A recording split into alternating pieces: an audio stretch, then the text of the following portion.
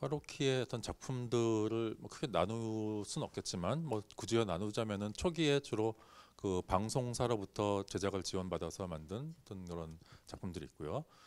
그리고 아까 이나라 선생님 말씀하셨듯이 또 90년대에 굉장히 중요한 어떤 전환점을 맞게 되면서 또 그 미술계로 진출을 하게 되죠. 그러면서 그 이후에 많은 작품들은 어떤 주로 어떤 미술관에서 커미션을 주는 형태로서 제작 지원이 이루어졌고요. 그런 면에서 굉장히 그 어떻게 해야 될지 모르겠지만 가장 변혁적인 감독을 대라고 한다면은 아마 파로키 감독을 얘기할 수밖에 없지 않나 생각이 됩니다. 그만큼 60년대에도 이미 자기가 하려고 하는 것을 특히 어떤 당시대의 어떤 많은 어떤 시도들에 대한 어떤 이의제기로서 시작을 했고요. 그래서 뭐 여러분이 잘 아심직한 어떤 당시의 어떤 많은 영화 사조들, 특히 그 뉴 저만 시네마가 이미 있었죠. 오버허슨 선언도 있었고요. 근데 어떤 그들의 어떤 작품에 대한 어떤 이의제기부터 시작을 하면서 사실상 굉장히 이 장르로서 구분하기 힘든 또 형식으로서 규정하기 힘든 어떤 그런 영화 행위를 했다라는 생각이 듭니다. 그렇기 때문에 아마도 그 미술관이라고 하는 기존의 그 자기의 장으로부터 완전히 벗어난 어떤 그런 곳에서 또 다른 어떤 작품 활동을 할 수 있었던 것 같고요. 그렇기 때문에 사실상 오늘 그 대한민국에서 2018년에 그것도 국립현대미술관이라고 하는 어떤 국립기관에서 그의 이렇게 작품을 두고 이렇게 국내 많은 분들이 모여서 고민을 하고 이야기를 나누고 이런 것들이 사실상 어떻게 보면 굉장히 놀랍기도 합니다. 그리고 어떻게 보면은 그것만 생각해 보면은 정말로 우리나라가 대단하다라는 생각도 많이 들고요. 또 그럼에도 불구하고 어쨌든 굉장히 우리가 처한 현실에 대한 어떤 굉장히 우려스러운 말들도 굉장히 많죠. 뭐 헬조선이라는 말도 있고 그 말이 함의하는 바가 어떻게 보면 파루키가 60년대부터 계속해서 문제시 삼고자 했었던 바와 또 일맥상통하는 점도 없지 않다라고 생각이 됩니다. 근데 어떤 그런 맥락에서 그 사실 저도 이번에 뭐 굉장히 많은 공부를 하기 시작을 했고요. 또 앞으로도 또 많이 좀 해나가야 될 필요성이 좀 있는 것 같습니다. 그리고 오늘 세 분의 발표를 들으면서 또 많은 공부도 됐는데 좀 이야기를 꺼내기 위해서 그 김지훈 선생님이 거의 막바지에 말씀하신 어떤 말씀을 좀 상기를 해보고자 하는데요. 파루키 감독의 작품들이 어떻게 보면 뭐랄까요? 그 굉장히 공부해야 될 것 같고 굉장히 진중하고 거의 뭐 유머도 거의 없는 것 같고 또 이런 작품들인가만은 뭐 그렇죠. 근데 그럼에도 불구하고 마지막에 강조를 하셨던 게 파루키라고 하는 사람을 일종의 어떤 그 지성으로만 볼 것이 아니라 굉장히 아름다운 영화를 만드는 예술가로서 봐야 될 필요성을 또 얘기를 해주신 것 같습니다. 저도 여기 굉장히 많이 공감을 하고요. 그러니까 사실상 처음에 파루키 작품을 보면서 또 굉장히 많은 혼란을 느끼기도 했었고 또 이해 안 되는 점들도 굉장히 많았었는데 어느 정도 어떤 그런 그 첫 대면의 어떤 그런 그 과정을 좀 지나고 나니까 굉장히 어떤 독특한 형태의 어떤 아름다움을 추구하는 어떤 이런 감독이라는 생각이 좀 많이 들었습니다. 그리고 그 말씀하신 것에 대해서 좀 후에 또 좀 말씀을 더 이어주신다면 좋겠는데 그리고 그 말씀이 아마도 그 남수영 선생님과 이나라 선생님도 말씀하시는 바와 좀 일맥상통하는 것 같습니다. 그래서 그 베냐민을 통해서 사진이 내재적으로 가지고 있었던 여러 특징들 그리고 그것을 정말 몽타주처럼 파로키의 영화들과 충돌시켜 볼 때 또 굉장히 어떤 흥미로운 의미들이 발생하는 것 같고 그런 의미들 자체가 어쩌면은 이 파로키 작품을 단지 어떤 지적 몽타주를 보는 것처럼 우리가 접하는 것이 아니라 그걸 넘어서는 어떤 굉장히 수려한 어떤 영화적인 어떤 미학에 접근하는 것으로서 우리가 받아들일 수 있을 것 같고요. 그리고 또 이나라 선생님이 또 낭독을 해주신 이 아카이빙에 관한 글 역시 굉장히 어떤 문학적으로 그 아카이빙의 그 질감을 우리가 느끼게 해주는 어떤 그런 글이었다고 생각이 되는데 거기서 느껴지는 어떤 이 기록물의 어떤 그 아름다움이랄까요? 물론 그 지금 발췌한 문장에서도 정확히 말하고 있지만 그것은 감시와 처벌을 위해서 활용되었었던 어떤 그런 텍스트들이죠. 그런 자료들이죠. 그럼에도 불구하고 그 횡간에 존재하는 어떤 이런 그 말로 그 미처 다 담을 수 없는 어떤 그런 아주 미세한 어떤 그 아름다움들 이런 것들도 역시 이 한 파르키의 작품을 아름답게 접근하는 데서 굉장히 중요한 단서가 되지 않을까 생각이 됩니다. 그래서 제 말이 좀 길어졌지만 남청 선생님께서 그 베냐민 텍스트를 인용을 하시면서 하셨던 생각 그리고 또 아까 낭독을 하실 때는 해설을 다 자제를 해주셨는데 여기에 대해서 조금 더 추가로 설명을 좀 먼저 부탁을 드려보겠습니다. 네, 다들 아직 하시고 싶은 말씀이 많이 남아 있을 것 같은데 이제 처음 저한테 기회를 주시니까 차근차근 좀 몇 가지 말씀드리면, 저도 사실은 이제 텍스트하고 그 다음에 관련해서 파르키 텍스트를 또 언급하면서 설명을 좀 하고 싶었던 부분들이 있었지만 사실 한편으로는 이건 다 같이 생각을 좀 해보고 하나를 뭐라고 확정하기 힘든 이론들이 이 의미들이 많이 있었기 때문에 생각해보면 좋겠다라고 하면서 이제 넘어갔었는데, 사실 선생님들이 말씀하시는 거를 계속 저도 같이 들으면서 이게 계속 반복이 되고 어차피 다른 방식으로 계속해서 표현이 되었기 때문에 굳이 뭐 이것은 이거고 이건 이게 아니다라든지 이렇게 교정을 한다거나 이럴 필요들은 없는 것 같습니다. 그렇지만 제가 어쨌든 그 정물이라고 하는 작품에서 처음에 이제 좀 질문을 던졌던 것이 결국 그렇게 해서 노동이 사라지고, 물론 영화에서 노동을 보여줬지만 노동이 사라지고 이미지만 남았다라고 하는 어떤 상황에서 그럼 그 외관이 무엇을 말해줄 수 있는가라고 하는 질문을 처음에 던졌었는데, 어떻게 보면 이제 사진에 대해서 베냐민이 짧은 역사라고 하면서 사진이 그 짧은 역사지만 계속해서 바뀌어왔던 변화했던 모습들을 되게 압축적으로 얘기해줬는데, 사실 그런 그 짧은 역사 동안에 벌였던 수많은 변화들이 영화 역사에도 있었거든요. 어떤 예술보다도 짧은 역사지만 사실 그 무엇보다도 빨리 또 변화했던 부분들이 있었던 것 같고, 그런 의미에서 계속해서 가짜 아우라 혹은 진짜 아우라 뭐 이렇게 바뀌기도 하고 아우라가 생략되지만 다른 아우라를 만들고 어떻게 보면 다른 태스크를 찾고 했었던 그런 사진 이미지들의 어떤 과정들이 어떻게 보면 이제 파루키가 이미지들을 가지고 계속해서 재작업을 했었던 어떤 과정을 상당히 유사하게 여겼다라는 측면이 있었고, 그래서 아우라라는 얘기를 처음에 잠깐 얘기를 했던 것은 아까 이나라 선생님이라든지 지금 김지훈 선생님 또 다시 지적해준 대로 아름답기도 하고 사실은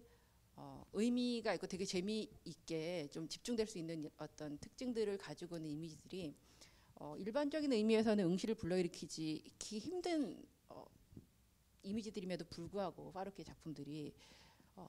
결국은 무언가를 생각하게 한다거나 끌어들인다거나 하는 지점들이 있는데, 그게 이제 아까 뭐 어떻게 우리가 보면 사진으로 들어간다거나 사진 속에서 완성된다거나 하는 어떤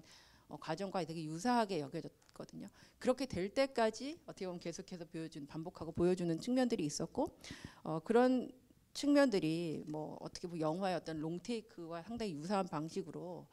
결국 공간을 지시하고 어떻게 해서 관객의 위치를 떠나서, 관객의 위치가 중요한 것이 아니고 관객의 위치를 떠나서 피사체 위치로 가느냐라고 하는 그런 관계의 이전 혹은 위치의 어떤 변환 같은 것들이 이제 그런 묘사를 통해서 이미지를 통해서도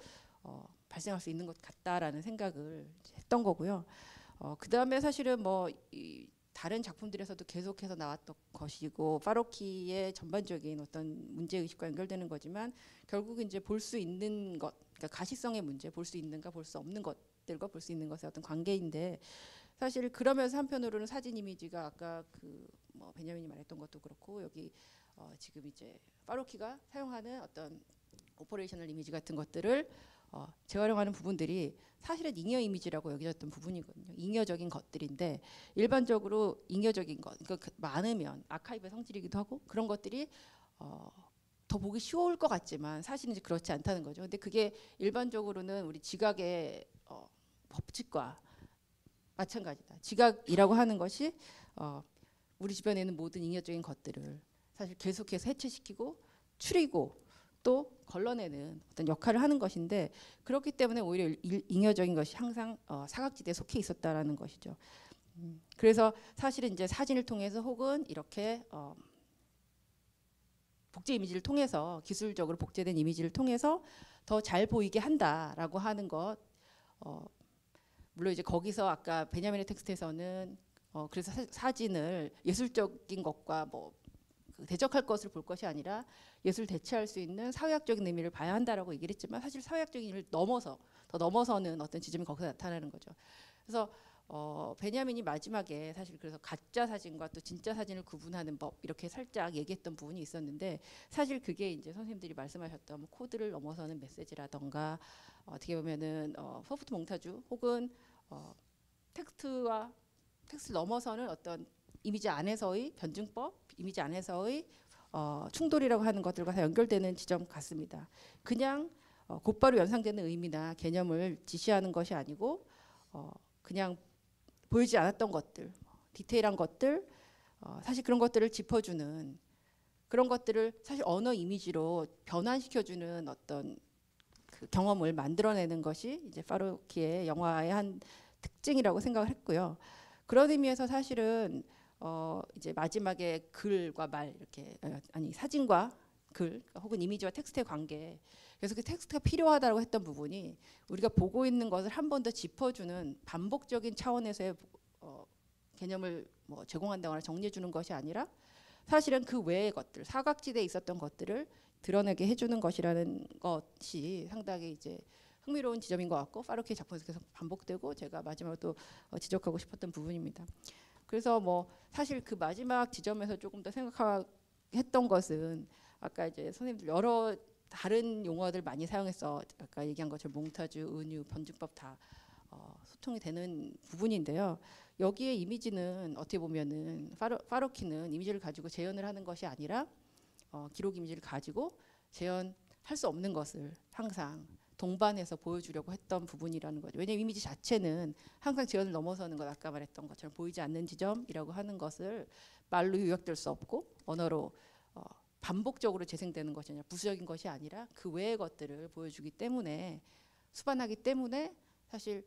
기록 이미지이지만 동시에 재현 불가능성을 항상 가지고 있는 이미지. 그래서 이것이 파루키 이미지에서 되게 한 번 더 생각해 볼 지점이 아닌가라는 생각을 해봤습니다. 저는 거기까지만 얘기하겠습니다. 그 서현석 선생님께서 이제 말씀하신 화두에 따르면 저는 재미에 대한 얘기부터 시작을 해야 될 것 같은데 사실은 글쎄요. 아까 이제 그 이 지금 대담에 이제 화두를 열어주시면서 그 전에 이제 그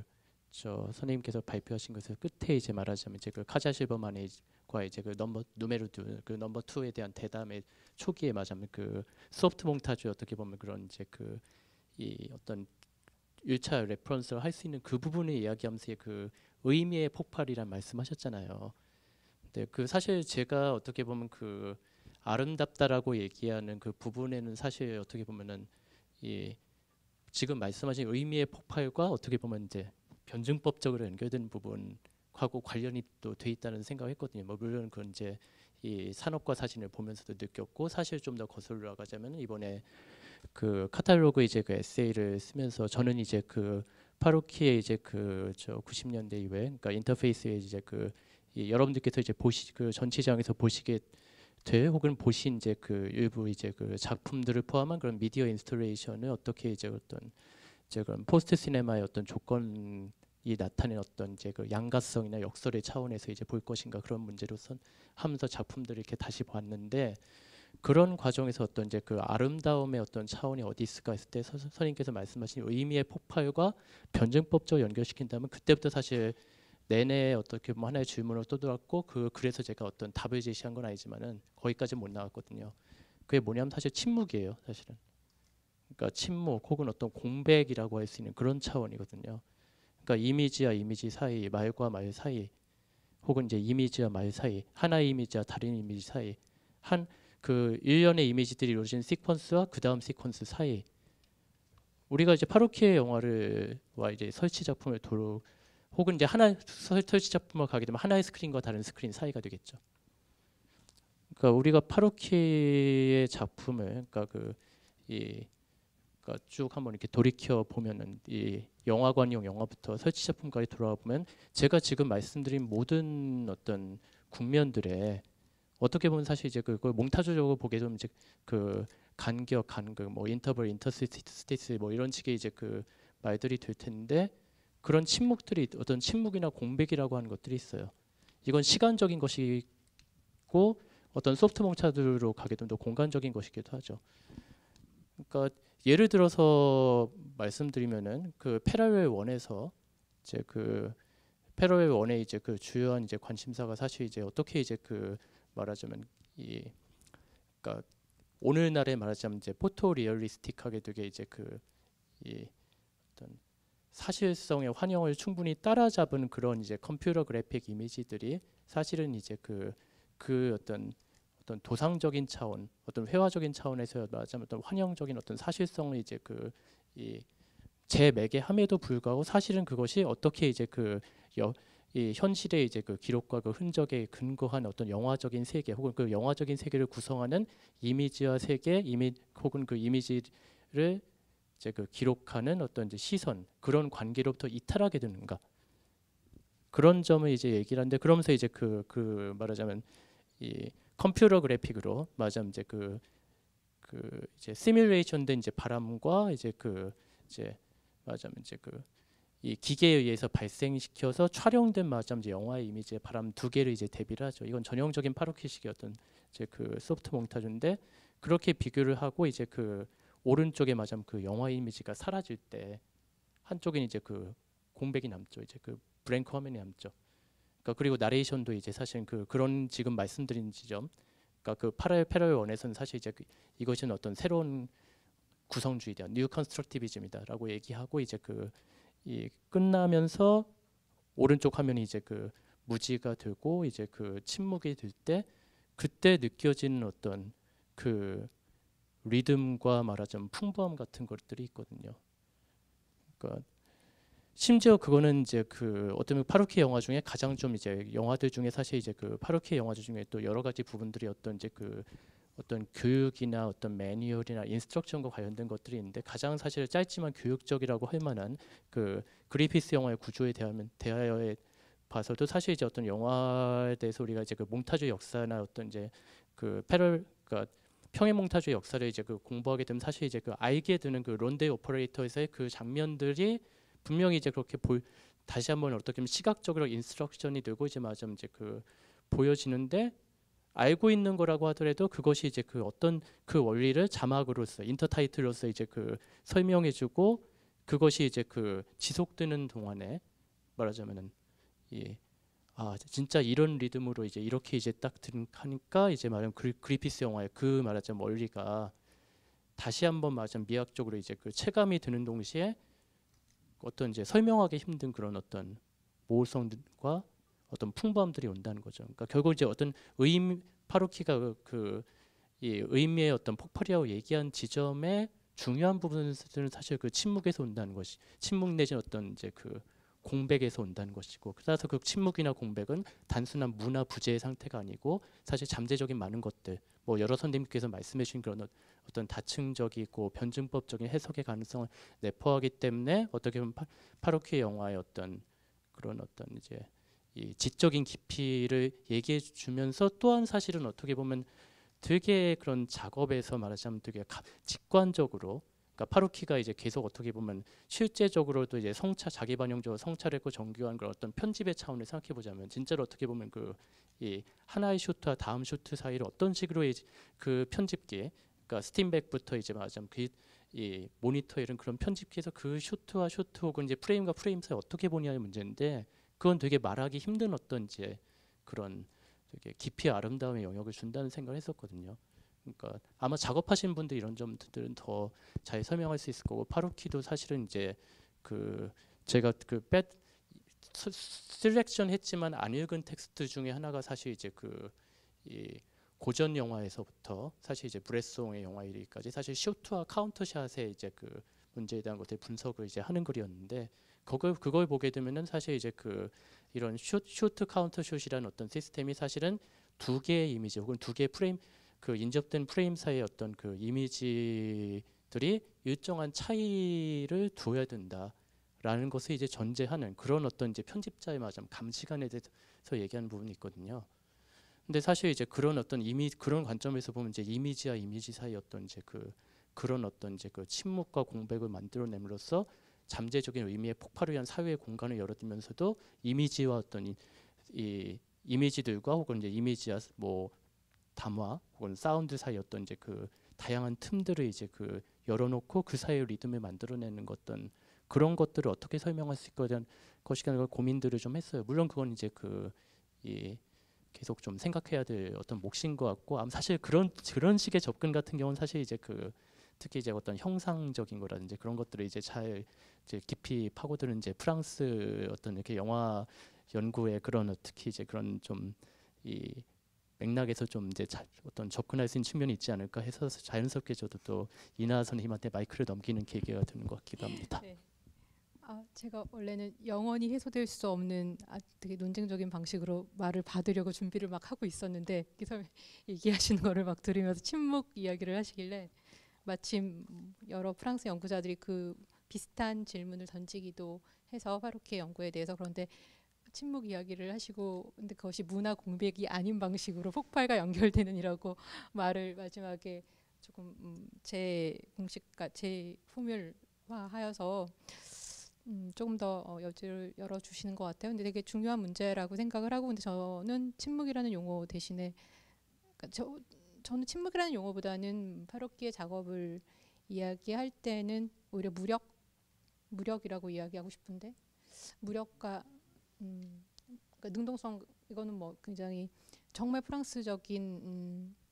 혹은 유럽의 관념론적인 전통에서 나오는 이야기이긴 한데 변증법적이라는 것이 어떻게 모순되는 두 가지의 동시성인가 능동과 수동의 동시성인가 사유와 비사유의 동시성인가 같은 이야기로 이야기하기 굉장히 좋은 작업이라고 생각을 해요. 정말 끼워 맞추는 것이 아니라 왜냐하면 우리에게 정말 수수께끼처럼 던져지는 굉장히 많은 파루키 작업의 이미지들은 너무나 유명한 이미지들은 잘 아시겠지만 세계 이미지와 전쟁의 각에 나오는 나치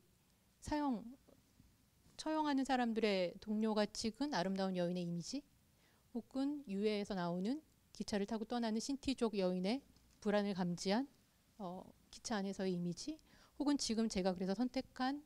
교도소 이미지 안에서 감시 카메라 이미지임에도 불구하고 거기에서 그래서 저는 아름답다라는 용어는 참고로 쓰지 않았고요. 저는 굉장히 어펙티브한 것들을 이끌어낸다라고 생각을 하는데 되게 어펙티브한 것을 이끌어낼 수 있는 그러니까 굉장히 오퍼레이셔널한 이미지임에도 불구하고 굉장히 어펙티브한 것을 이끌어낼 수 있는 어떤 이미지의 차원들 근데 왜 그런 것들이 가능한가 이 작업에서 그것들은 도대체 어떤 의미로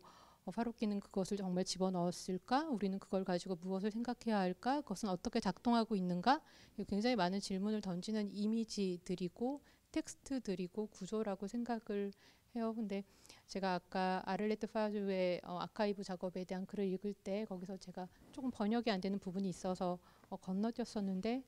바다다 아카이브는 바다다라는 표현이 나오거든요. 굉장히 끊임없이 정도를 넘어서서 밀려드는 바다다. 나를 정말 그 역사학자나 그 안에 있는 기록자들 넘어설 만큼 쏟아지는 것들이고 그것들은 엄청난 발견의 기쁨을 주고 뭔가 더 이상 죽은 자들과 작업하지 않고 내가 이 생생한 기록을 가지고 뭔가 나에게 모든 걸 설명해 줄 것 같지만 결국 난 그걸 가지고 뭘 해야 될지 모른다라는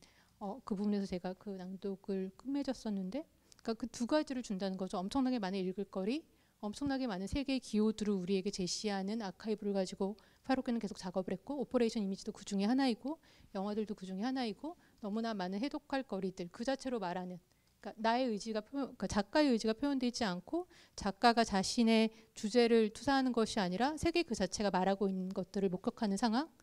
그것을 정말 잘 보여주고 있는 작가라는 생각이 드는데 그 쏟아지는 이미지들 앞에서 파루키가 작업하기 시작할 때 그 앞에서의 무력과 그럼에도 불구하고 자신이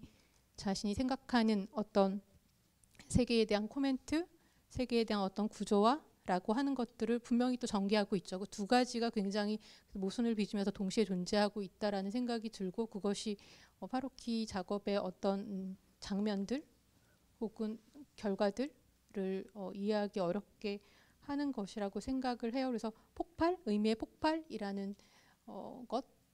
혹은 그 무력함이 어떻게 폭발로 연결이 되는가 라는 생각을 하고 그래서 그 세계 이미지에서 그 첫 번째 그 수로 이미지도 굉장히 유명하잖아요. 굉장히 거기서도 되게 또 모순된 말을 하면서 그게 시작을 하죠. 불규칙하지만 규칙이 없지는 않은, 끊임없이 부딪히는, 그러니까 규칙이 없지는 않지만 불규칙한 물결이 끊임없이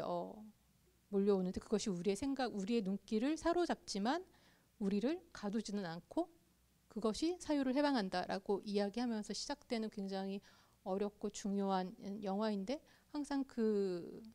모순되는 것들의 동시성으로서의 변증법이라고 하는 것이 존재하고, 그런 의미에서 아까 서영 선생님이 발표하실 때 진공청소기와 기관총 그것은 곧 영화이기도 하고 바로 영화 작가의 어떤 작업이기도 하고, 그래서 저는 그 교도소 이미지에서 그 오퍼레이션 이미지가 그런 걸 굉장히 잘 보여준다라고 생각을 했고요. 아까 그 동전 이미지나 그 뭐 면의 이미지 같은 것들이, 네, 그래서 저는 항상 그 무력에 대해서 생각을 한다는 것 역시 파로키적이지 않은 방법으로 굉장히 명료할 것처럼 막 말씀을 드렸고, 네, 선생님 다시 변증법 이야기를 하시니. 파루키식으로 약간 소프트 몽타주를 구축하듯이 그냥 자유롭게 또 연상되시는 점들을 그냥 서로 말하기로 할까요? 네. 네. 아까 그 규칙과 불규칙 사이에서 또 자유로운 상상, 자유로운 자유가 어떻게 창출될 수 있는지 되게 좋은 말 같고요. 그리고 그게 또 아카이빙이라고 하는 일종의 그 모델랄까요? 그것과 되게 많이 연관이 되는 것 같거든요. 그래서 좀 생각나는 것 중에 잠깐 뭐 소개를 뭐 해드리자면은 그러니까 아카이빙이라고 하는 모델을 또 어떻게 보면은 또 세분화할 수도 있을 것 같은데요. 그 두 가지 모델을 제가 어떤 글을 통해서 접한 걸 한번 테이블에 넣어보면 어떨까 좀 생각이 됩니다. 하나는 사전이고요. 그러니까 파루키 감독이 스스로 말하기를 사전 보는 걸 되게 좋아했다라고 합니다. 그래서 사전에 실린 어떤 이런 의미의체계 이런 걸 서로 또 충돌시켜 보기도 하고, 근데 어쨌든 사전이라고 하는 것이 굉장히 어떤 명료한 어떤 질서에 따라서 의미작용을 작동을 시키죠. 그리고 그거의 하나의 모델이 되겠고, 또 하나의 모델은 블림링거와의 어떤 대담으로 이루어진 그 에세이 영화의 ABC라고 하는 책에서 잠깐 언급이 되는 건데, 그 책 자체가 그 A, B, C, D 이렇게 순서상으로 이렇게 구조가 되어 있습니다. 그러니까 그 어떻게 보면은 책 자체가 사전처럼 구축이 된 거죠. 근데 그러면서도 그 한 가운데에 되게 또 흥미로운 말이 나오는데, 여기서 뭐 두 번째 모델을 한번 엿볼 수 있을 것 같습니다. 그거는 이 블림링거가 느닷없이 언급을 하는 하나의 레퍼런스인데, 그 푸코가 쓴 말과 사물의 서문에 나오는 보르헤스의 이 존 윌킨슨의 분석적 언어라고 하는 책, 또 그 책 속에 그 글 속에 또 등장하는 어느 중국 백과사전이라고 하는 책입니다. 그래서 좀 복잡해졌는데 책 속에 책이 또 막 있는 그런 구조죠. 거기서는 그 중국 학자들이, 그러니까 상상의 책이죠. 그래서 뭔가 그 동물들을 분류하는 방식이 우리가 어떤 과학적인 지식에 의해서 뭐 포유류, 뭐 어류 이렇게 분류를 하는 게 아니라 정말로 그 모든 유형마다 똑같이 반복되는 그 필드가 없는 어떤 그런 방식으로 분류를 했다라는 어떤 흥미로운 그런 픽션을 썼다라는 거죠. 그래서 뭐 이 낙타로 그린 그림, 낙타 털로 만든 붓으로 그린 그림, 뭐 황제에 속한 동물들, 또 멀리서 보면 파리떼 같은 동물들, 뭐 젖을 빠는 돼지들, 뭐 이런 것들이 막 있죠. 그래서 전혀 뭐랄까요, 어떤 그 논리적인 어떤 체계가 그 모든 유형들로서 설명이 되지 않는 어떤 그런 굉장히 어떤 자유로운 현상에 의한 어떤 그런 분류 방법을 보르헤스가 제안을 했고, 그걸 푸코가 인용을 했다라는 거죠. 그리고 그거를 블림링거가 언급을 하니까 파르케가 굉장히 좋아하면서 어떻게 자기가 그 추구하는 어떤 방법론과 뭔가 좀 일치를 하면서도 또 한편으로서는 그것으로부터 또 벗어나야 될 필요성을 또 대화의 내용으로 담았었던 어떤 그런 기억이 납니다. 말하자면 굉장히 어떤 규칙적인 어떤 언어적인 질서, 가 분명히 하나의 모델로 있는 것 같고 또 그 규칙적인 질서로부터 벗어나고자 하는 어떤 일련의 그 일탈 행위랄까요? 근데 여전히 어떤 그 언어와의 어떤 놀이를 또 즐기는 어떤 그런 유의적인 태도가 그 파로키의 어떤 아카이빙에 들어있지 않나? 그를 통해서 아마도 이나라 선생님 말씀하신 어떤 그 자유의 사유에 도달하려고 하지 않았었던가 좀 생각이 됩니다. 그래서 아까 선생님이 그 디디 베르만이라고 저는 발음하는데 디디 베르만이 파로키에 대해서 어떻게 파로키가 그렇게 미술 신에서 그렇게 큰 호응을 얻었는가. 분명히 그것은 아카이브 열풍의 영향을 받은 바 있다. 그 당시에 굉장히 아카이빙이 어떤 미술계의 주요한 방법론으로 등장했던 시기였기 때문에 그러하기도 하다. 하지만 자기가 보기에 파로키의 방법은 아카이빙이라는 용어로 부르기보다는 아틀라스라는 용어로 부르고 싶다는 표현을 쓰죠. 굉장히 이질적인 것들을 모으는 방식, 그러니까 뭔가를 모은다는 것이 중요한 것이 아니라 모을 때 얼마나 그것들을 이질적인 방식으로 모으는가. 근데 제가 되게 자주 하는 얘기인데 아까 그리고 변증법 얘기하고 이 꺼지지 않은 불꽃이나 초창기의 파로키의 작업에서부터 저는 항상 그러니까 또 근데 최근에는 워낙 미술관 작업을 많이 하고 설치 작업과 관련해서 뭐 미술관에서의 영화의 조건 같은 식으로 파로키의 작업에 대한 논의들을 많이 하고 있지만 분명한 것은 파로키가 관심을 가지는 것은 이 세계, 노동의 세계, 자본의 세계, 전쟁의 문제 같은 것들이고 그러한 것들에서부터 온 자료들, 이 자료들이 그러한 맥락에서부터 왔다는 것을 한 번도 잊지 않고 있다는 거. 그래서 그 자료가 도래한 그 세계의 고유성, 그러니까 그 자료가 가지는 독특한 고유성을 잊지 않은 채로 그럼에도 불구하고 그 고유성에서부터 출발해서 어떻게 다시 재조직될 수 있는지 그 재조직되는 방식의 개방성, 그러니까 두 가지를 항상 동시에 보아야 한다라고 디디 베르만이 강조를 하는데 제가 제일 동의하는 대목이기도 해요. 그러니까 자료에 대한 존중, 자료의 맥락에 대한 존중과 그것이 만들어지는 방식에서의 어떤 개방성, 재조직되는 아틀라스를 만드는 과정. 그래서 너무 뒷부분만을 강조하게 되면 사실 앞부분에 파로키가 평생 놓지 않았던 어떤 그런 것들을 저희가 좀 간과하게 되지 않나 그런 생각이 들곤 합니다. 네.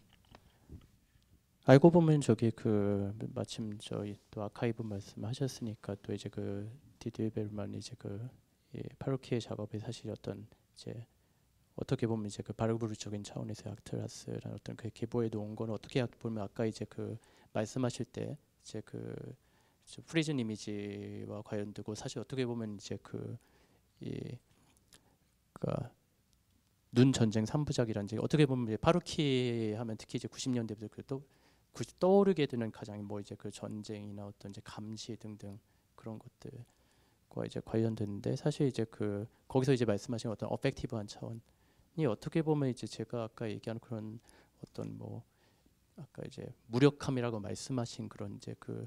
어떤 제가 또 이제 어떤 침묵이나 공백이라고 얘기한 차원과 사실 연관이 된다고 생각하고요. 제가 사실 얘기하는 아름다움이 사실 이제 칠링한 것들 어떻게 보면 우리가 이제 그 이미지로 이루어지고 이미지에 의해서 점점 더 형성되고 하는 그 세계의 어떤 칠링함도 그러니까 거기에 물론 이제 그 기계와 장치의 어떤 매개나 구성적 역할이 따르는 걸 텐데 그런 어떤 칠링한 것까지도 사실 포함하기 때문에 그러니까 되게 이제 그런 이제 이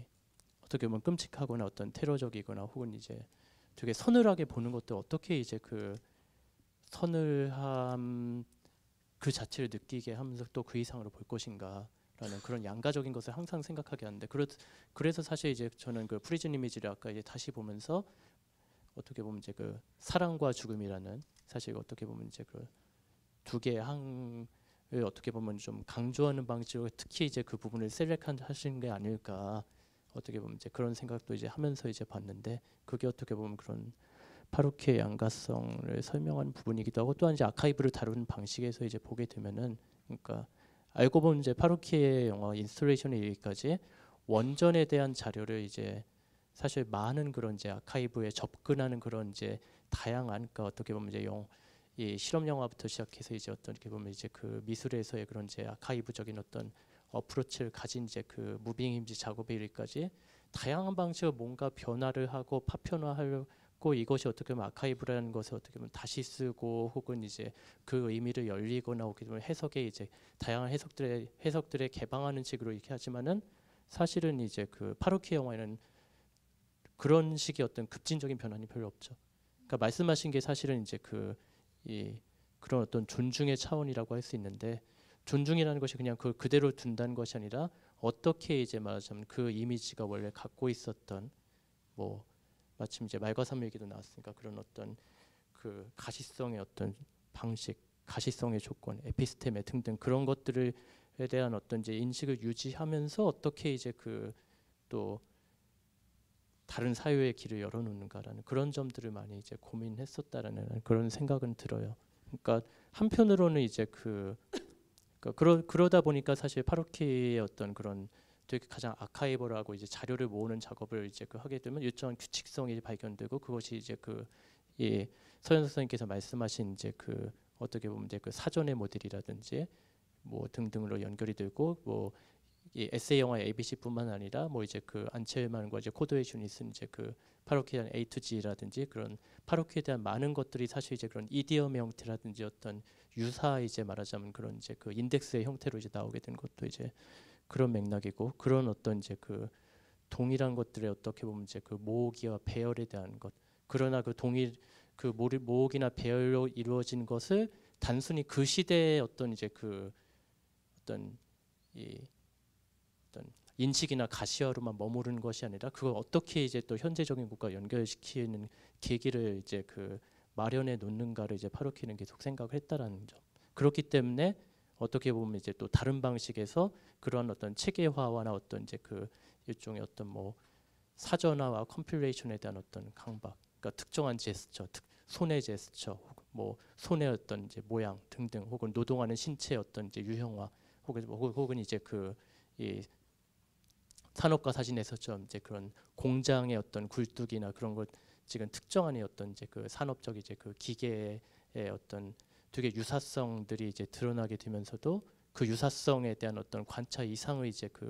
이끌게 되는 어떤 다른 가능성을 또한 이제 열어놓지 않는가라는 그런 독특한 사례가 되지 않을까라는 생각도 해봅니다. 저도 한마디 덧붙이면은 선생님 말씀하신 거랑 연결되어서인데요. 사실 이제 제가 처음에 파로키 영화를 알게 됐던 것이 거의 90년대 말 이제 막 박사 논문을 쓰려고 할 때였는데 원래 제 다큐멘터리에 대해서 논문을 쓰고 있었고 그러다가 사실 거의 후반에 이제 알게 됐던 작가였고 그러면서 너무나 사실 의미가 충만한 부분이 많이 있었기 때문에 이제 논문을 썼는데 사실 다큐멘터리라는 시각에서 봤을 때는 상당히 이제 어쨌든 지시하는 진실이라고 하는 부분이라든지 아까 우리 텍스트 여러 가지 얘기했었지만 그런 제약이 충분히 항상 있기 때문에 약간은 제가 모순적인 부분들도 많이 있었다는 생각이 들고 지금 돌이켜 생각하면 더더군다나 그랬고 그리고 이제 아까 서 선생님 말씀하셨지만 그때만 해도 잘 알려지지 않았었던 잘 유명한 무명인이라고 말씀하셨지만 그렇게 상에 와서 처음에 이렇게 뭐 좀 발표를 하고 이렇게 할 때 너무나 파로키를 알고 있는 사람들이 다 각각의 다른 입장에서 알고 있다는 것을 발견했었거든요. 그러니까 다큐멘터리 저는 정말 일부였었던 부분이 있다면 또 실험 영화, 뭐 미디어 아티스트 여러 가지 측면이 있었을 텐데 그런 것들이 점차로 이제 뻗어나가면서 어떻게 보면 만나가는 과정을 저도 겪으면서 아까 이제 말씀하셨던 그런 질문들이 사실 중요한데 파로키 자체도 그것을 얼마나 그 뒤로 놓고 뭐 넘어가려고 했는지에 대한 부분은 저희 알 수 없지만 사실 상당히 자유롭게 움직였던 것 같고 한편으로 제가 생각했던 거는 아까 이제 선생님들 말씀하신 것처럼 영화에서 그 부분들을 가지고 조합을 할 때마다 나는 뭐 기관총을 만들지만 백큐ම් 클리너가 나오고 클리너를 만들지만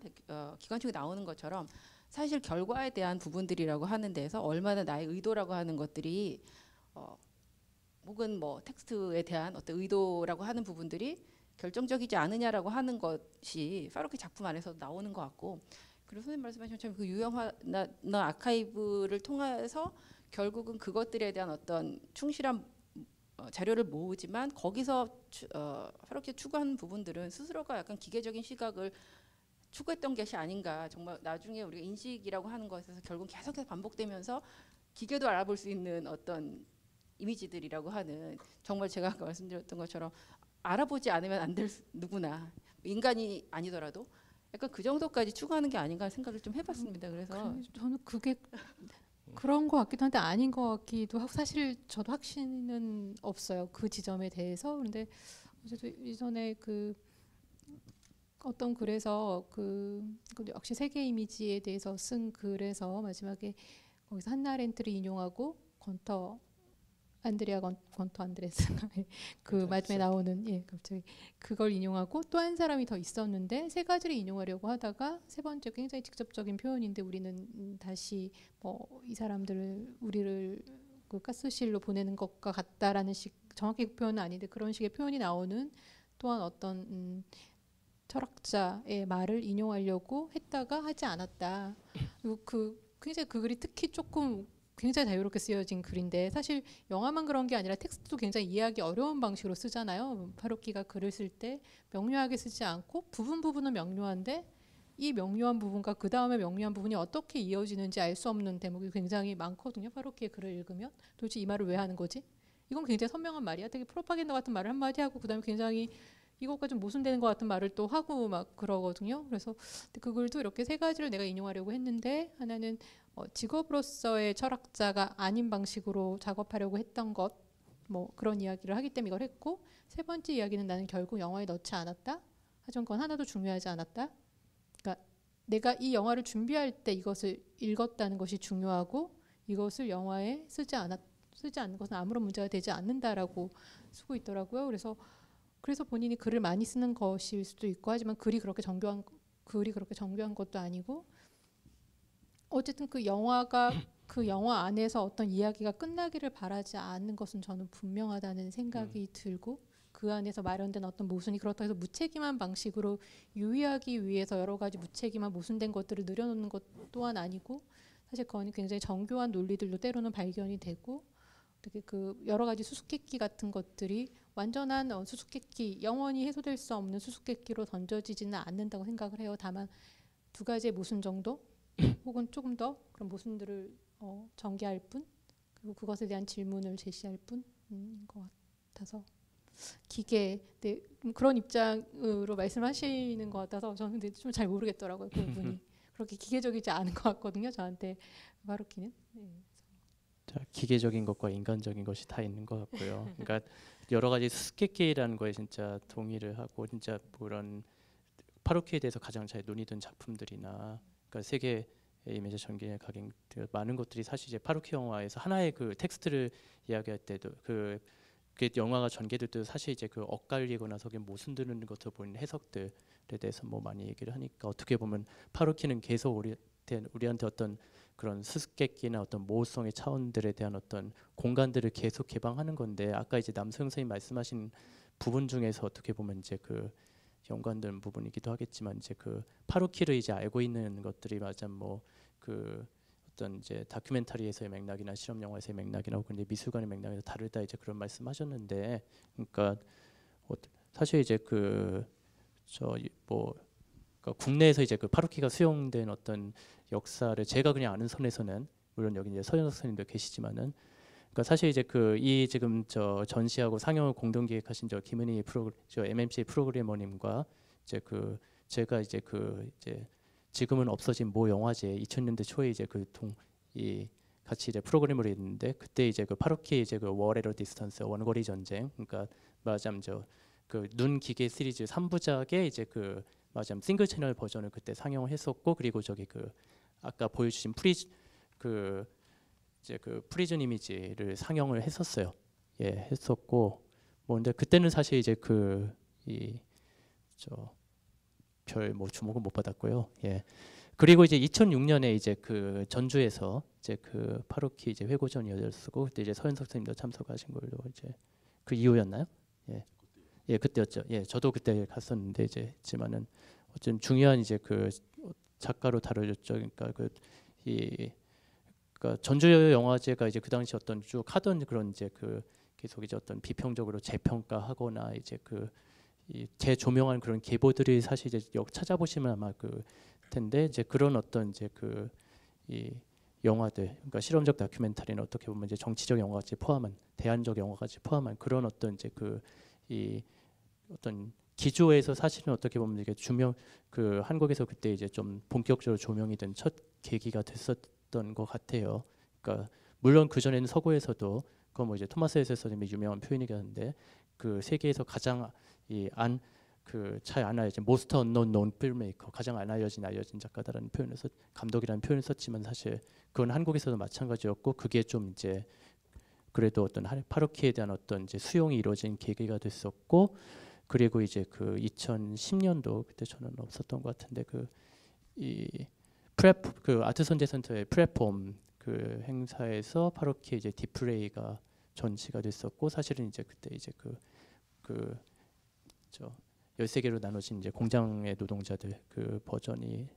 이제 그 전시가 됐었고 패럴렐 원의 경우는 일민미술관에서 토탈리쿠에도 포함이 됐던 거랍니다. 그러니까 그 이외에 간헐적으로 실험 영화제나 이제 이 전시든 이제 좀 간헐적으로 여러 작품들이 사실 소개가 됐었는데 그러니까 어떻게 보면 이제 이 국립현대미술관에서 사실 이제 비록 전체 인스톨레이션은 아니지만 그 주요한 어떤 인스톨레이션들이 보여지고 또한 그것이 어떻게 보면 파로키의 어떤 중요한 어떤 그 관심사이자 말년까지 어떻게 보면 좀 특히 어떤 글로벌한 변화하는 어떤 조건 속에서 어떤 주제였던 어떤 노동에 대한 것에 또 초점을 맞춘 그러면서 어떤 파로키의 어떤 전반적인 어떤 그 인스톨레이션의 어떤 이제 그 문제의식과 미학들을 그래도 좀 컨사이스하게 살펴볼 수 있는 그런 전시와 상영으로 이렇게 말하자면 이제 어떤 회고전의 형태로 이제 조명이 되고 또 이런 지금 뭐 행사가 있고 오프닝에 또 이제 강연도 있었고 그리고 이제 또 앞으로 1월달과 3월달에 또 이제 좋은 강연들이 기다리고 있고 그리고 이제 그런 어떤 그리고 그것이 또 이제 한편으로는 이제 또 영화 쪽에 이제 또 관심 있으신 분들과 다른 한편 또 이 작가분들 그러니까 그 전에 행사들에도 저기 작가분들이 제법 꽤 오셨던 걸 아는데 작가분들 포함 미술계까지 이렇게 좀 하게 된 그런 어떤 변화들이 있는 것 같아요. 보면은 이제 그러니까 그렇게 보면 파로키의 그런 어떤 뭐 지성과 어떻게 보면 그 지성이 또 함께 함축하는 그런 모호성, 수수께끼를 공유하는 어떤 지점들이 늘어났을 뿐만 아니라 또한 파로키가 어떤 식으로 이제 또 이런 어떤 다른 제도적 프레임에서 어떤 식으로 이제 수용이 됐나를 이제 좀 살펴보는 그런 생각을 좀 했어요. 어떻게 보면 그래서 어떻게 보면 다른 파로키들이 또 있을 수 있고 어떻게 보면 여러 개의 어떤 그런 이제 수용적 스크린들이 사실 있었던 것이 아닐까. 뭐 그런 좀 가볍게 그냥 저기 좀 단상을 얘기했습니다. 하드 몽타주로 지금 다시 돌아간 것 같아서 파로키 수용에 대한 하드 개보학으로 돌아간 것 저는 같아서 되게 가볍게 네. 일화적으로 네, 저 소프트한 이야기, 소프트 몽타주는 아니고 이게 제가 아까 얘기를 드리면서 좀 하고 싶었던 잡담에 가까운 에피소드인데 잡담에 가까운 에피소드로 제가 근데 너무 잡담이 진짜 너무 흥미로워서 제가 잊을 수가 없는 잡담인데 파로키가 죽고 나서 트라픽에서 파로키에 대한 몇 가지 회고 기사들을 실을 때 레이몽 벨루 지난번에 오셨던 레이몽 벨루 선생이 쓴 글에서 파로키는 평생 3가지를 하려고 했다. 그러니까 매년 이 3가지를 매년 하려고 결심을 했었는데 20대에 하나가 히치하이킹을 하는 것이고 하나가 매년 육체 노동을 한번 하는 것이고 또 하나가 매년 도둑질을 한번 하는 것이다 였거든요. 하지만 그렇게 결심을 했지만 그것보다 훨씬 얌전하게 살아서 그냥 매년 트래픽의 원고를 쓰는 것에 만족하며 살았다라고 글을 쓰셨더라고요. 근데 그래서 저는 이렇게 이 교도소 이미지를 보면서 그 생각도 좀 나는 거예요. 매년 도둑질을 하려고 했던 근데 너무 60년대적인 마인드고 뭔가 제도 바깥에 법 바깥의 것들을 끊임없이 생각하고 싶었던 사람인데 그보다 훨씬 오래 살아남았고 그랬던 동료들이 무엇을 하는지도 지켜봤고 그랬던 사람이고 근데 토마스 엘세서 선생 같은 경우에는 파로키가 언제나 영화계에서도 언제나 아웃사이더였고 영화계에서도 언제나 자기의 집이라고 생각하지 않았지만 동시에 미술관 작업을 시작한 후에도 언제나 뭔가 편안하지 않음 자신의 영역이 아님을 시종일관 자신의 작업 속에서 드러냈다라고 이야기를 하더라고요. 그래서 영원한 이방인? 소프트한 이야기를 하려고 했는데 침묵 속으로 사라지기 전에 침묵에 대해서 아까 김정 선생님 말씀하신 것 것과 더불어서 하나 좀 침묵을 깨트리자면은 아까 보여주신 영화 중에 스틸 라이프 같은 경우에 어떻게 보면 파로키 감독은 침묵을 하잖아요. 물론 그 침묵이 김지훈 선생님 말씀하시는 좀 더 고차원적인 침묵에 뭐 포함될 수도 있고 안 될 수도 있겠지만 어쨌든 굉장히 1차원적인 의미에서 나레이션을 배제하는 작품들이 몇 개가 있죠. 물론 텍스트를 활용하면서 굉장히 정교하게 어떤 언어의 의미에 망을 직조하는 작품들도 있는 반면에 또 그렇게 시종일관 그냥 바라보기만 하는 또 그런 작품들도 사실상 저는 굉장히 좀 매력적이라는 생각이 들거든요. 그래서 아마 지금 그게 말씀하신 어떤 기계적인 면과 되게 인간적인 면이 또 서로 이렇게 섞이기도 하고 충돌하기도 하는 어떤 그런 면이 굉장히 많이 드러나는 영화들이 그런 영화들이 아닐까 생각이 됩니다. 그래서 스틸 라이프에서도 어쩌면은 다른 작품 같았으면 굉장히 신랄하게 비판을 하거나 아니면 비판적인 거리감을 두고 바라봤음직한 어떤 그런 상황이잖아요. 사실상 그 세계 이미지와 전쟁의 각인 같은 작품에서 조금 더 구체적으로 어떤 비판적인 사유를 드러냈었던 바로 그 영역인데 또 어떤 이미지라는 또 그 30분짜리 영화에서는 아예 플레이보이 그 핀업 촬영 현장으로 들어갔고요. 그러니까 자기가 그토록 비판적으로 바라보고자 했었던 어떤 그런 그 상업 이미지의 산업의 심장 안으로 들어간 건데 정작 그곳에 갔을 때는 정말 금의 침묵을 지킨다라는 것 자체가 굉장히 흥미로운 것 같거든요. 그래서 여기에 대해서 화롭게 말한 바도 그 하나의 상황에 대해서 본인이 어떤 자기 자신의 어떤 가치 판단을 영화로서 앞세울 의도는 전혀 없었다라고 말한 그 기억이 나고요. 그래서 심지어는 뭐 플레이보이 촬영 현장에서도 파루키에게 아주 흔쾌히 촬영 허가를 해줬고 심지어는 파루키의 영화가 플레이보이를 홍보하는 데도 효과가 있을 것이다라고까지 뭐 얘기를 했다라고 하고요. 반면에 그 프로젝트를 지원해준 방송사에서는 이 상업 문화, 이 성인 문화,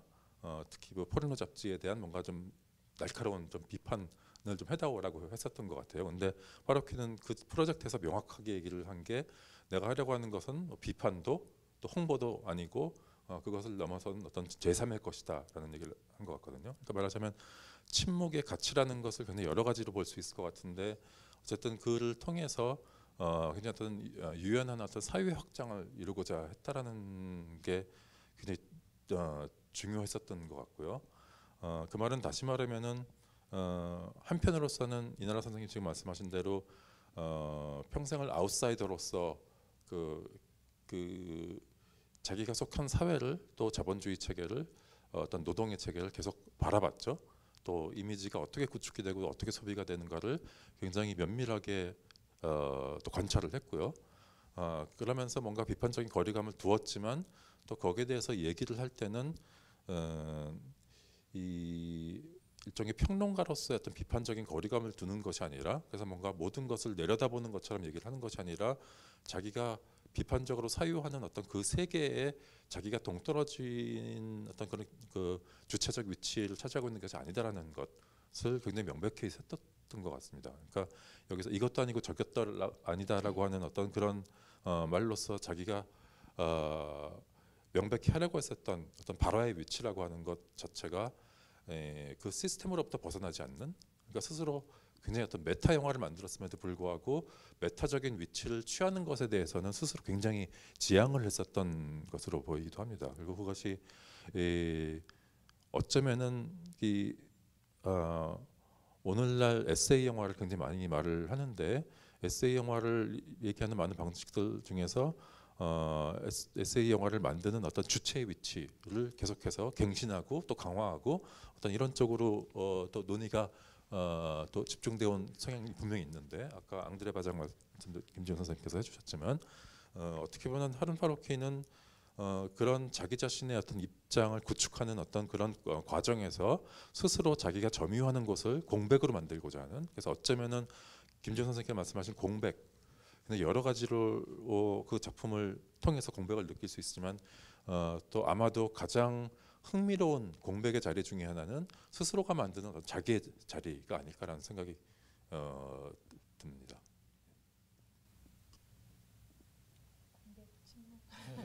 무력을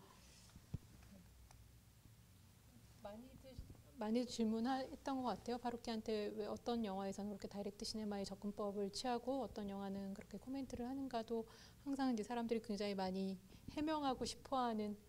주제의 문제였습니까? 예산의 문제였습니까? 항상 그 주제는 그렇게 하는 게 좋을 것 같았다 정도로 항상 대답을 직접적인 대답 없이 항상 그렇게만 대답을 하더라고요. 이 주제는 그렇게 다루고 싶었다. 이렇게 하는 게 좋을 것 같았다.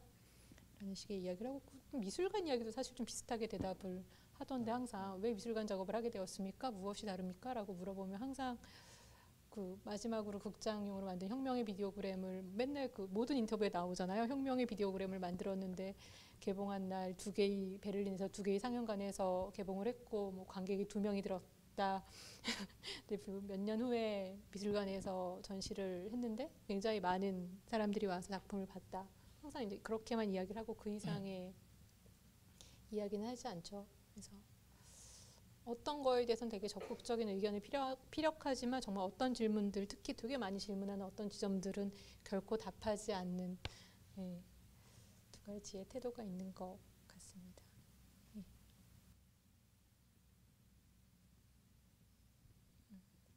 다시 너무 저기 그러니까 무거운 얘기만 같은데 사실 이제 그 이번에 카탈로그 저기 그 이제 나올 거에 이제 제가 번역한 중에 하나가 그 노라우터가 이제 그 이 옥토버에 쓴 저기 파로키에 대해 내가 알고 있는 2-3가지 것들이 한 추모 형식의 짧은 글인데 그 거기에 따르면 이제 그 이 2가지를 알 수 있습니다. 첫 번째는 그 파로키는 어떤 내셔널하거나 어떤 국가주의적이거나 혹은 이제 그 어떤 그런 것들 정말 싫어했지만은 그 중에 유일한 예외는 축구였다.